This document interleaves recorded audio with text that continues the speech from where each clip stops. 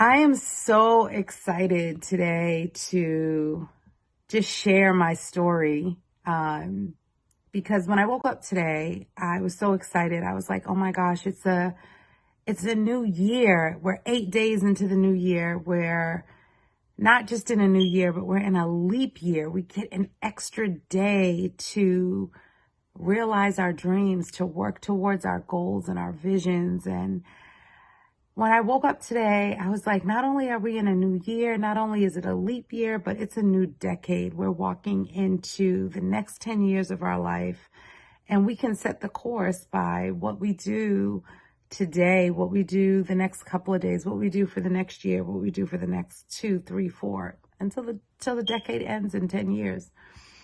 But as I was reflecting on my life today, I thought about how the house that we live in right now, my mom reminded me that when I was driving to the house to show her the house, and this was almost 15 years ago, and this is the longest I've ever lived in one place in my entire life. So, I mean, I don't think you understand it, but when you hear my story, you will understand what it means to live in a house for 15 years. Some people take things like that for granted, but for me, I could just get teary thinking about it right now when you hear my story, and it's coming in about 2 seconds. But when I was driving my mom to see our house over 15 years ago, as we were driving down the street, she was like, Mona, you used to drive me down the street and tell me one day you will live around here. And I was like, I did? And she was like, you don't remember? And I said to her, I said, Mom, I'm always writing out what I project to happen in my life, or driving to places, standing in front of places, taking pictures.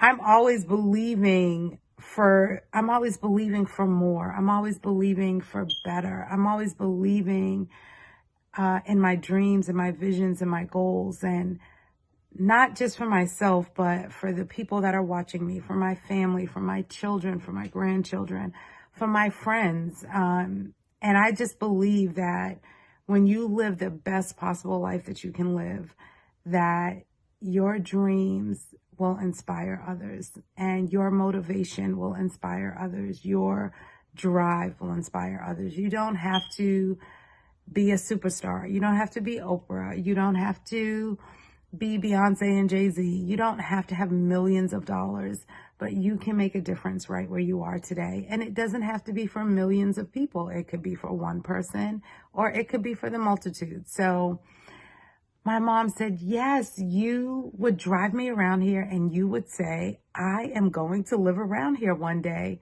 And when I drove her up to my house, she was just so filled with joy because she saw one of my dreams manifest. And it manifested because I dreamed. I took the time to dream.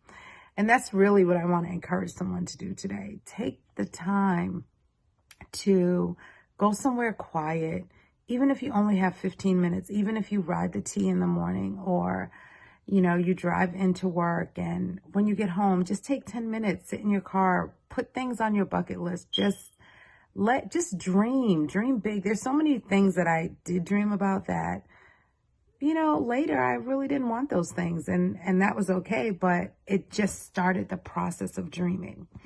So I'm 53, and I've been married to my husband for almost 24 years. But my story started out as a very unique story, as most of us. We have unique stories. So my mom was a teenage mother, and back when she was growing up, if you weren't what they called unwed teenage mother, you were sent to a home. And she was sent to a home in Tewksbury, and I believe she was 15 and a half, almost 16 when she was sent to the home. And back then it was a she was sent to a home. It was on the grounds of a state hospital, and when they had mental institutions. So she was sent to a home. And when I think about it, I just can't even imagine being that young and sent away from my family and living in a place where God only knows how she was treated. She doesn't really talk about it much, but I can only imagine. And so then, boop, she comes back home. She has this little baby, and it's me. And my grandparents just completely adore me.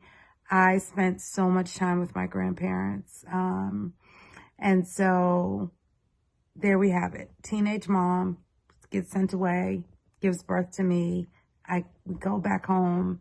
I'm very close with my grandparents. My mom's still living her life, and growing up with a young mother, she did what she needed to do to make it work. And she later had my brother, who's like 2.5 years younger than I, and so we moved a lot. We moved quite frequently, and with that, I ended up going to so many schools.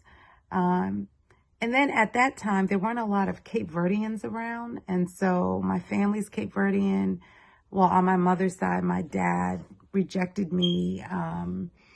So I knew his family was like Black and Portuguese, but I didn't really know all the history.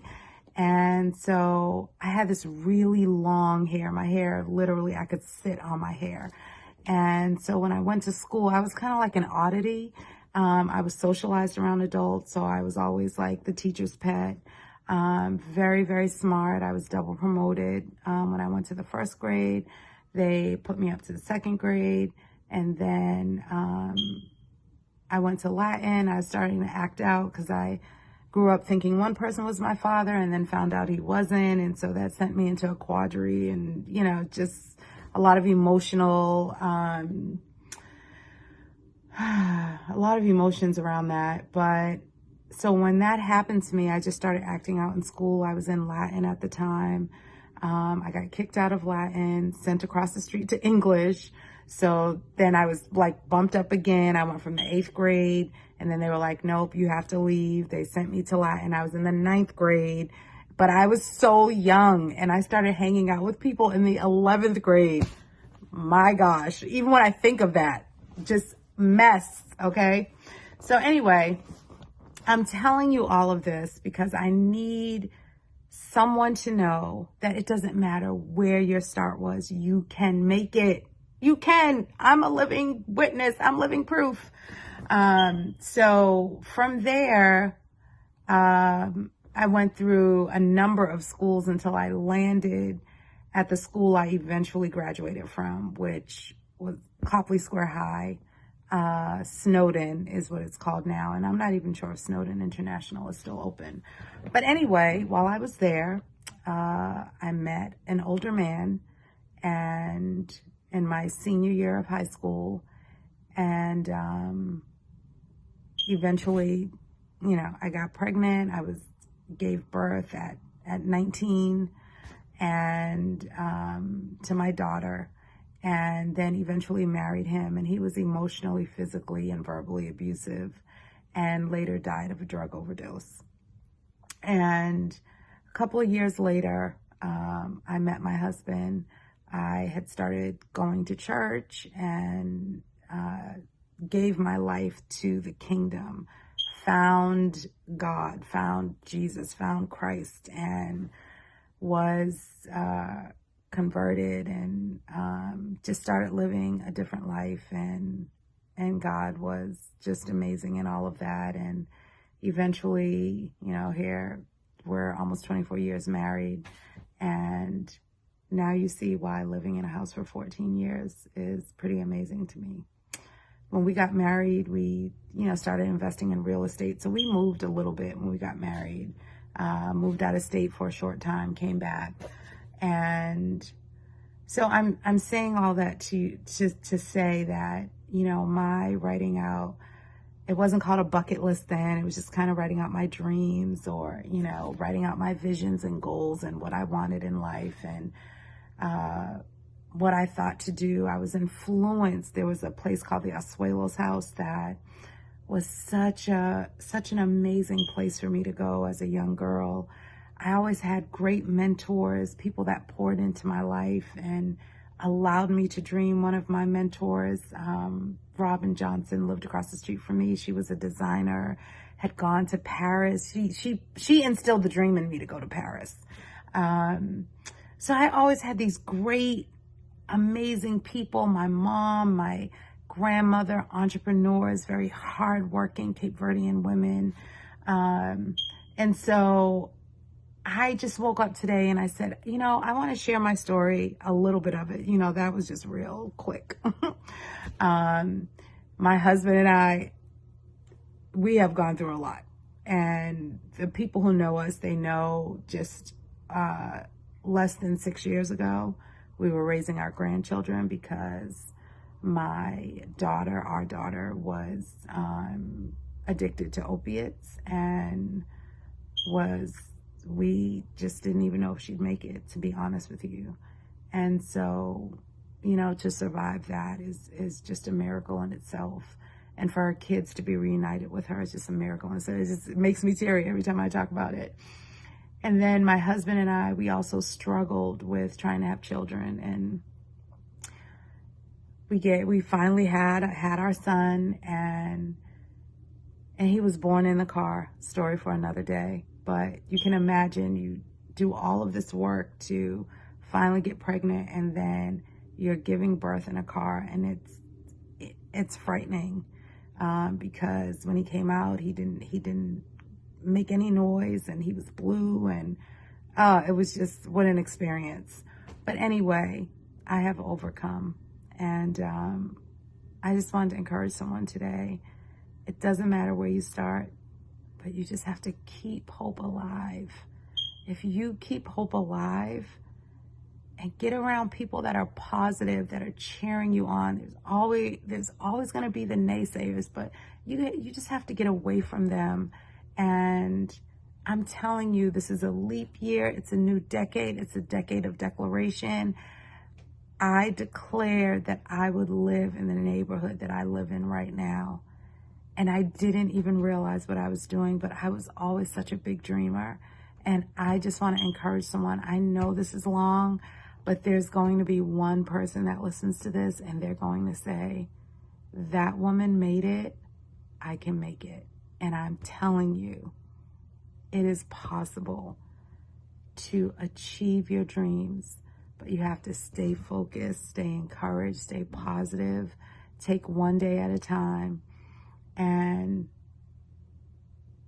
believe in the beauty of your dreams, because when they happen, they are beautiful. And so this is one woman that was set to change the world one day at a time, and I'm doing it on the gram. So you have an amazing, awesome day.